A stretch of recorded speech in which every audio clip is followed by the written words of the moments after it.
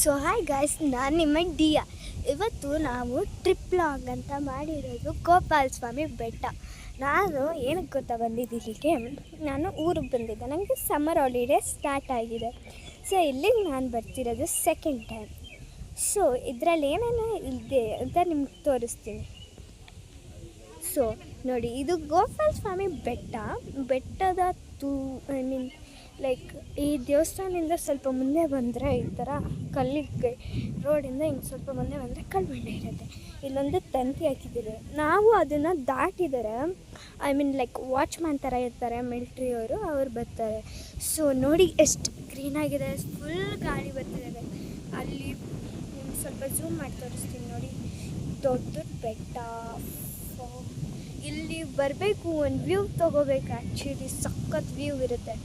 ಅಲ್ಲೆಲ್ಲ ಫುಲ್ ಬೆಟ್ಟಗಳೇ ಇರೋದು, ಸಖತ್ ವ್ಯೂ ಮಾತ್ರ. ನೀವು ಹೆಂಗಿರುತ್ತೆ ಗೊತ್ತಾ.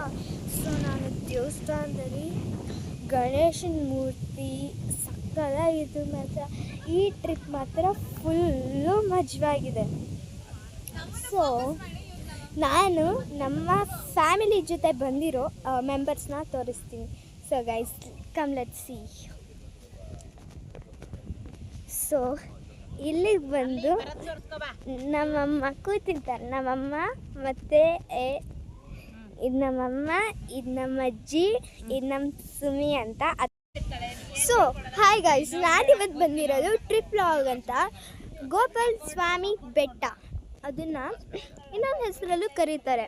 ಅದನ್ನು ಹಿಮಾಲಯ ಗೋಪಾಲ ಸ್ವಾಮಿ ಬೆಟ್ಟ ಅಂತ ಕರೀತಾರೆ. ಹಾಯ್ ಗಾಯ್ಸ್, ನಾನು ನಿಮ್ಮ ಪ್ರೀತಿಯ ಡಿಯಾ. ಇವತ್ತು ನಾನೊಂದು ಟ್ರಿಪ್ ಲಾಂಗ್ ಮಾಡ್ತಿದ್ದೀನಿ. ಎಲ್ಲಿಗೆ ಗೆಸ್ ಮಾಡಿ. ಹಿಮಾವತ್ ಗೋಪಾಲ ಸ್ವಾಮಿ ಬೆಟ್ಟ. ಇದನ್ನು ಆ್ಯಕ್ಚುಲಿ ಹಿಮಾವತ್ ಅಂತ ಕರೀತಾರೆ. ಅದೇ ಕಾರಣ ಏನು ಅಂತ ನನಗೂ ಗೊತ್ತಿಲ್ಲ. ಇವತ್ತು ನಾನು ನಿಮಗೆ ಇಡೀ ಎಂಟೈರ್ ಗೋಪಾಲ ಸ್ವಾಮಿ ಬೆಟ್ಟ ಮತ್ತು ದೇವಸ್ಥಾನನ ತೋರಿಸ್ತೀನಿ.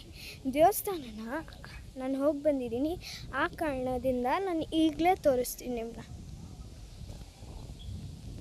ಸೊ ನೋಡಿ, ಇದು ಗೋಪಾಲ ಸ್ವಾಮಿ ಬೆಟ್ಟ. ನೀವು ಯಾವತ್ತಾನ